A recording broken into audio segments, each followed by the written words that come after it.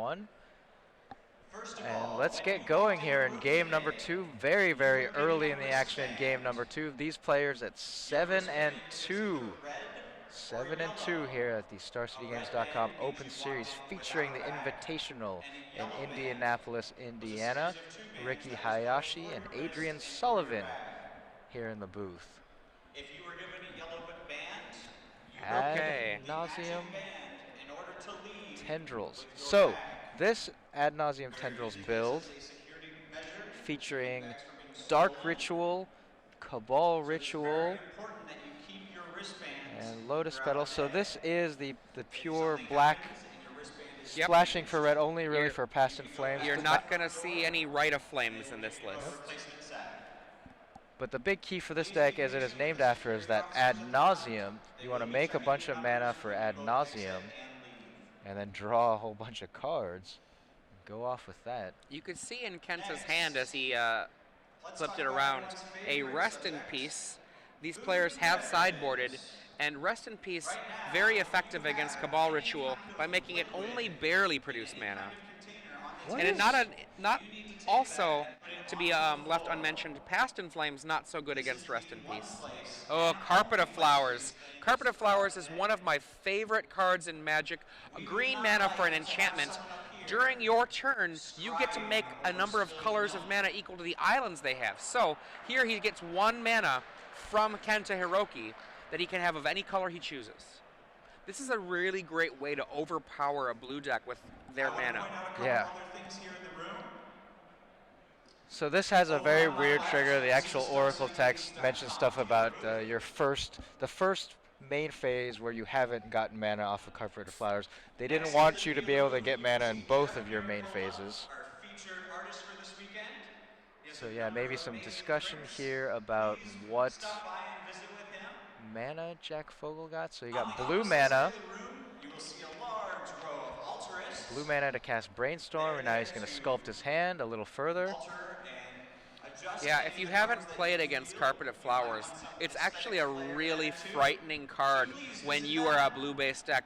So often in Legacy, a lot of the counter magic are things like Spell Pierce and Daze, and it makes those very, very hard to be nearly as effective.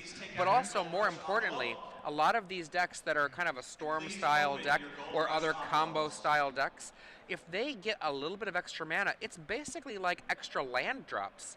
So, Yeah. I mean, Jack Fogle, he's getting all of the land drops that his opponent gets. The interesting thing here is that Kenta Hiroki missed his second land drop. I don't believe he has a second land in his hand. It's maybe possible that he didn't play it on purpose. So very important for his deck now with Carpet of Flowers on the board. He has 4 wastelands in his deck, and then he has 8 fetch lands. So those fetch lands, going to want to keep those in play for a while unless he absolutely needs the mana for them to deny Jack Fogle mana, because all of his colored mana producing lands are technically islands, tundras, and volcanics. He does have 7 island variants. And that could be a tough draw, the volcanic island. Obviously he wants mana, but now Carpet of Flowers. Yep, Jack Fogle next turn will have access to 5 mana. Is so much. Ouch. Well. And look at that hand, though. I mean, Force of Will ×2, Stifle, and he hits the Rest in Peace, clears the graveyards, and Abrupt Decay immediately gets rid of the Rest in Peace.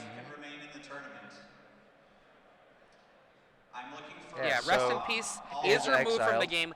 Abrupt Decay is not. Very important, yeah, for any future threshold possibilities or the possibility of flashing it back.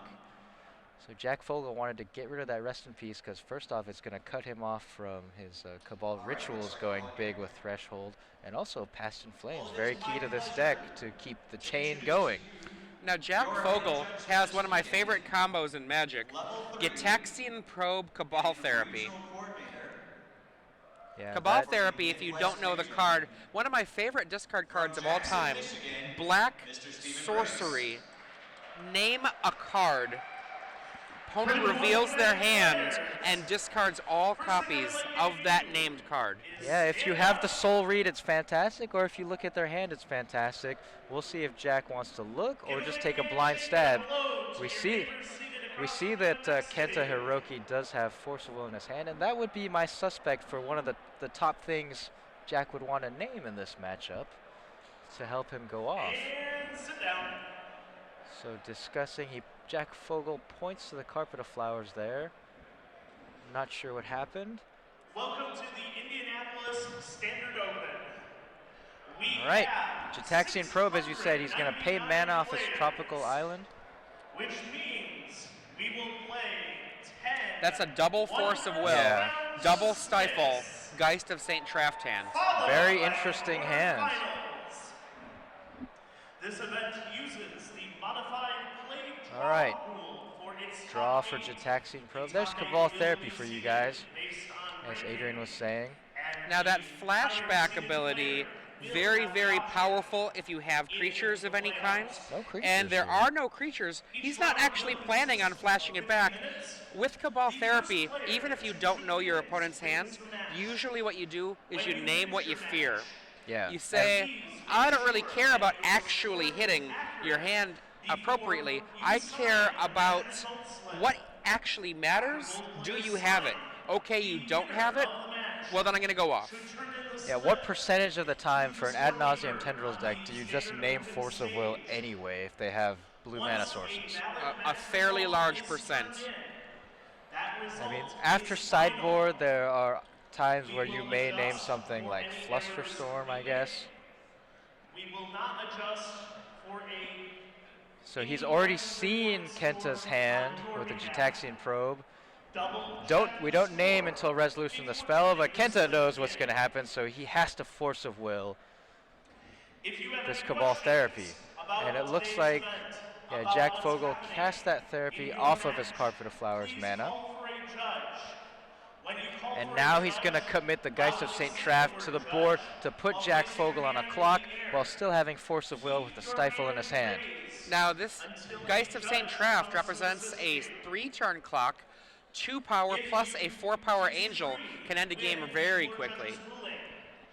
And Kenta Hiroki, for his third land, drew another Tundra.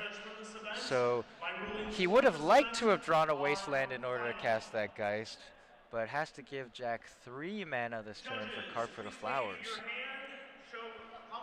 Looks like we're having an Infernal Tutor brought in to the top. If you're just joining us, you're hearing the beginning of the Standard Open in the background. Yeah, we thought it would be huge. It is a big tournament, but not ginormously big. I believe the number I heard was 699. That's actually still 10 rounds, Adrian. Woo! I'm not quite sure where the 11 round cut is, but it's somewhere in the 700s. So still a fantastic turnout for Indianapolis.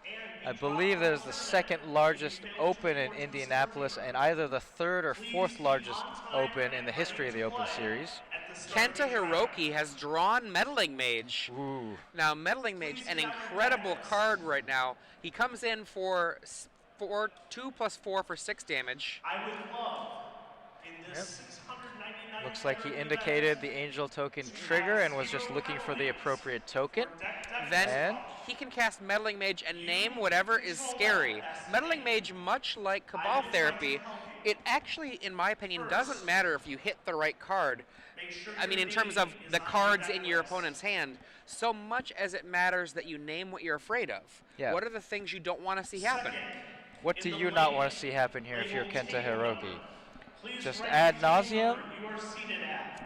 Infernal Tutor, Ad Nauseum, those are the two that come to mind. Or does he know about any possible sideboard cards that Jack Fogle might bring in? Maybe some kind of sweeper effect he might be afraid of? Like a Pyroclasm? I feel like the Ad Something like Nauseam, it's a card that you eventually get to in this deck, but after sideboarding, a deck like Jack's usually has access to some kind of answers to a permanent. Yeah. So I feel like Infernal Tutor would be the card I would probably name. We've already seen the Abrupt Decay. So, passing the turn back to Check Jack to make Fogle. sure your sideboard is not And repeating he in your main is deck, going to, so that you may well, have we're one pointing to more Carpet of reference. Flowers there. Maybe asking what color you got. And Jack Fogle, a very full hand. You can see all of those Lion's Eye diamonds lined up along the side. Tendrils of Agony, the finisher card, typically for this deck is what was named. Gitaxian Pro sees those very same Force of Will Stifle that we've known about for a couple of turns. Yep, and Jack has known about it too. Yeah, he's just cycling. Judges, please collect deck lists.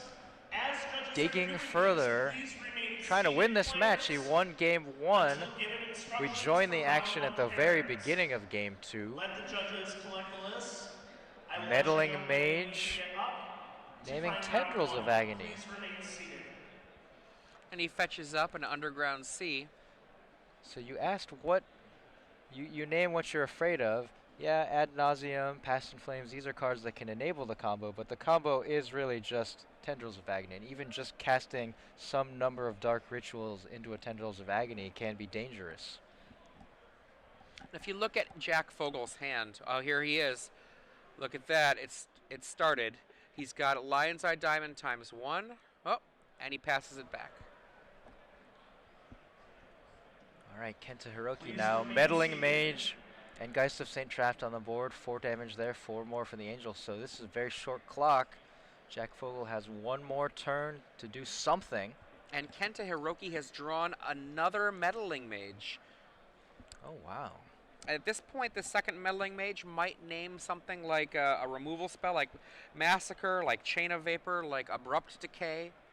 Yeah, he has seen the Abrupt Decay earlier. You can see the original art there over on the left. That is Chris Pikula, the Invitational winner, back with the original Magic the Gathering Invitationals.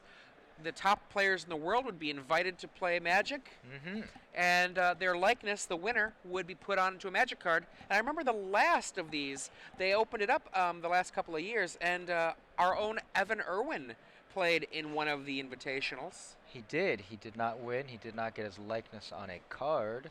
Some people jokingly say that that's why they stopped giving out cards. They brought Evan in. Well, I don't little think lighthearted that's true. poking there. I don't think that's true. And as Adrian mentioned, Meddling Mage Chris Pikula. The real cool thing is Chris Pikula now owns the original art for this card. Infernal Tutor, the card named. Infernal Tutor, I think a really great name. I would have named it with the first Meddling With Mage. now deck lists now collected, Here we Okay, go. well, Jack Jack's has to gonna do have to go something, for yeah. it. please find your Preordain, seats. Scry 2. We see a Duress, and I believe we also see it might be a Brainstorm. It's hard to tell from that angle. Could be a Chain of Vapor as well. You can see the Infernal Tutor hanging out in Jack Fogle's hand, unable to be cast.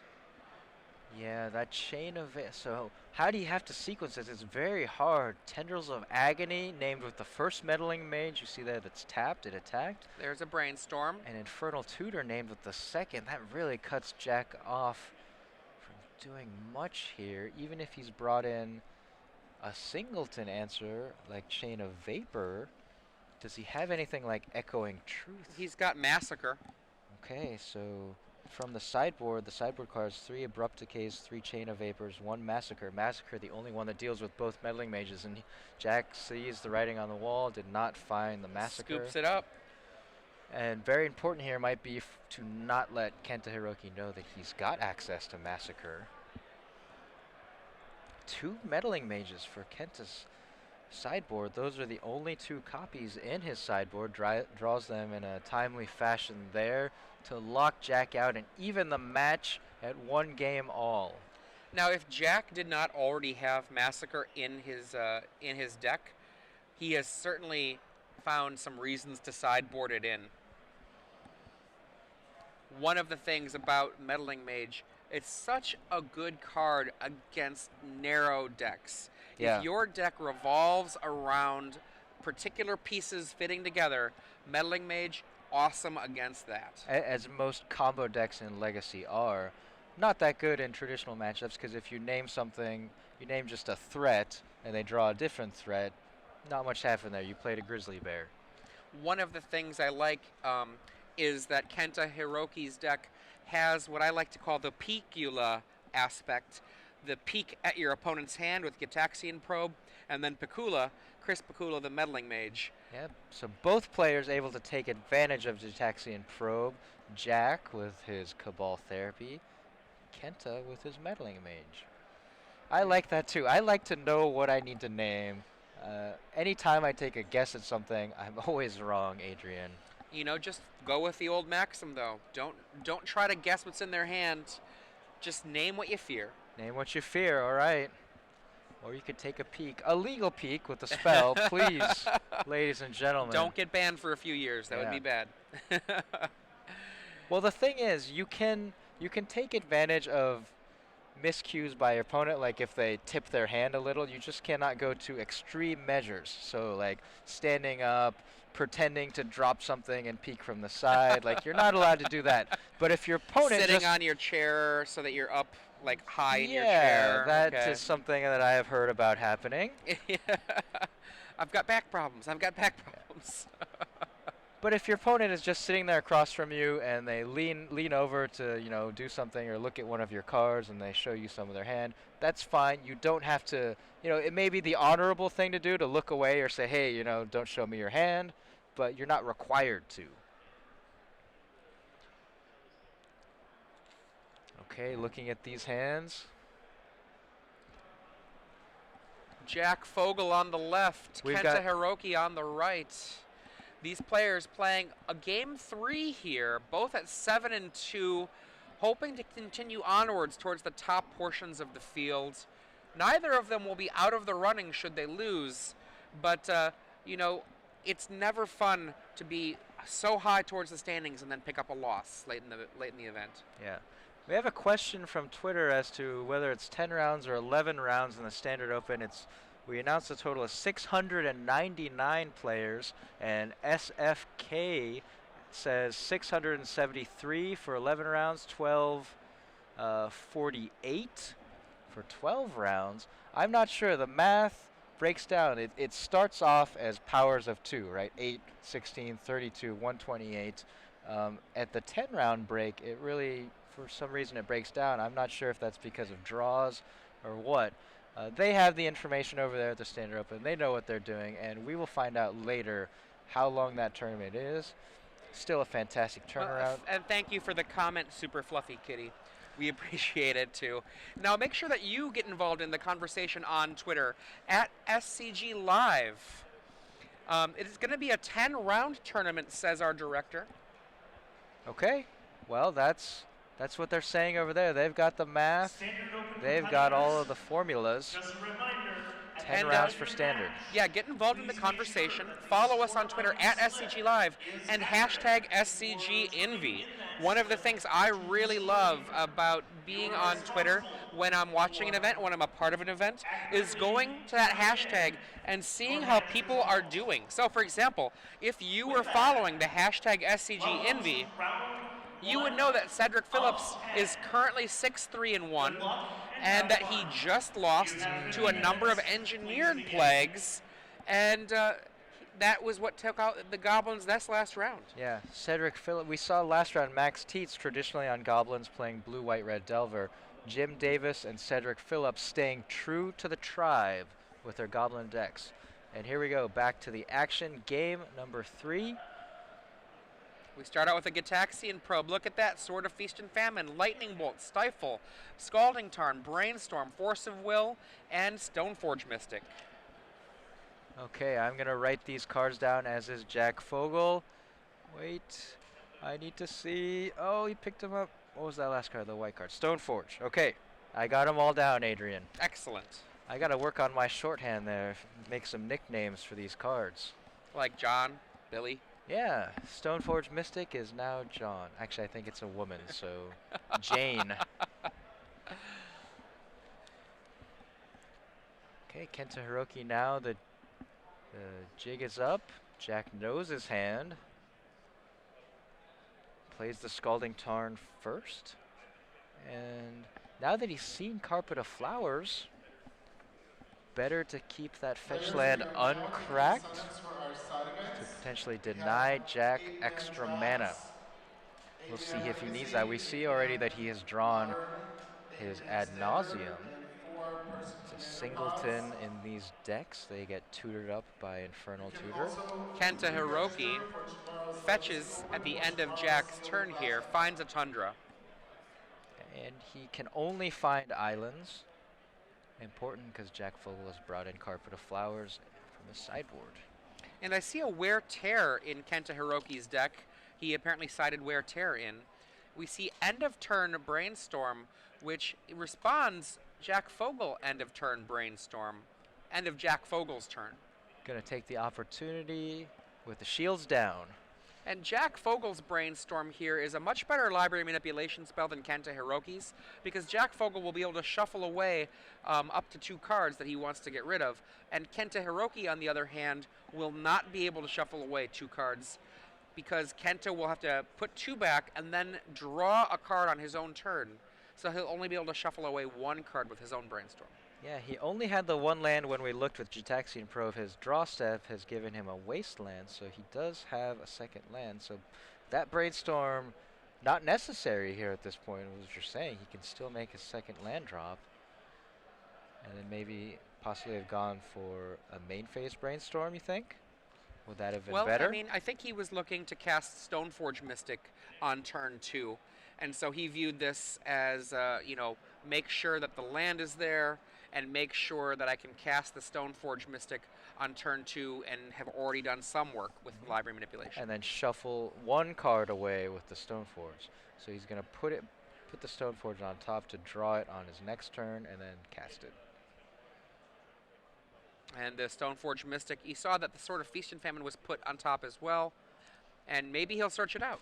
So that's a very good use of the Okay. Brainstorm. He had the Stoneforge and the Sword of Feast of Famine in his hand, putting the sword back. So one of the things he does there, he searches it out. Which is kind of funny because he grabbed it from the top, put it into his deck, shuffled it a little bit, and then grabbed it from the center of his deck. Perhaps maybe he thought maybe Jack he would think there might be 2 swords that way. It's the only thing that you get from doing that is by pantomiming that there's a second Sword of Feast and Famine in your deck. A little less information for Jack, even though Jack is likely to believe it's the Sword of Feast and Famine he already saw.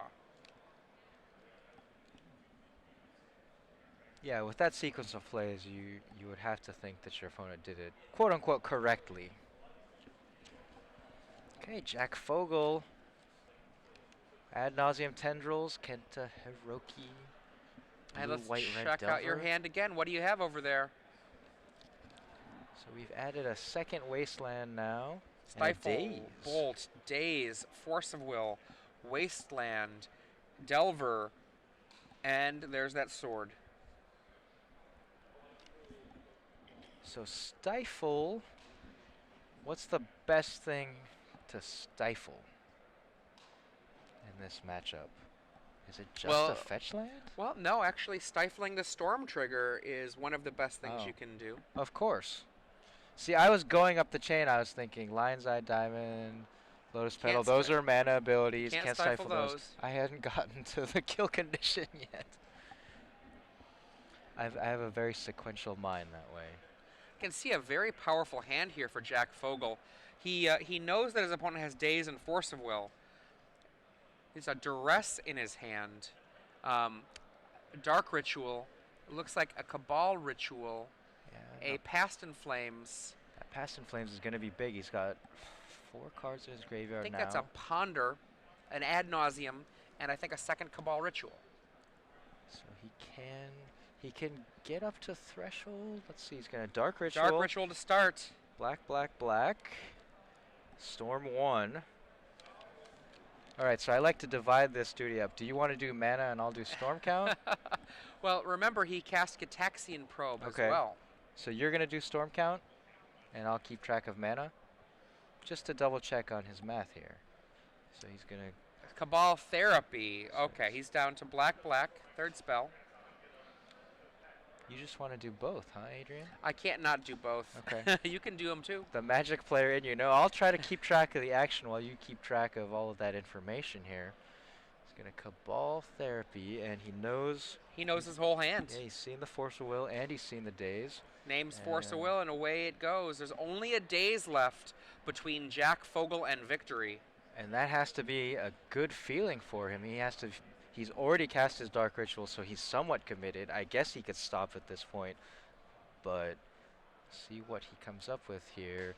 Black, 1, 2, 3, 6 cards in his graveyard, so not quite Threshold. That may be a key here, because Cabal Ritual does not go to the graveyard until after it resolves, so on the stack it's not going to add the full 5 black. He does a duress now. So he's going to take the Daze, right? He'll almost certainly take the Daze.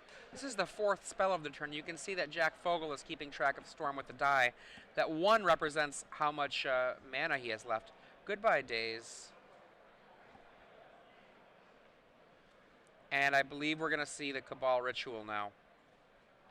Boom. Cabal Ritual at Threshold. Empties out his pool.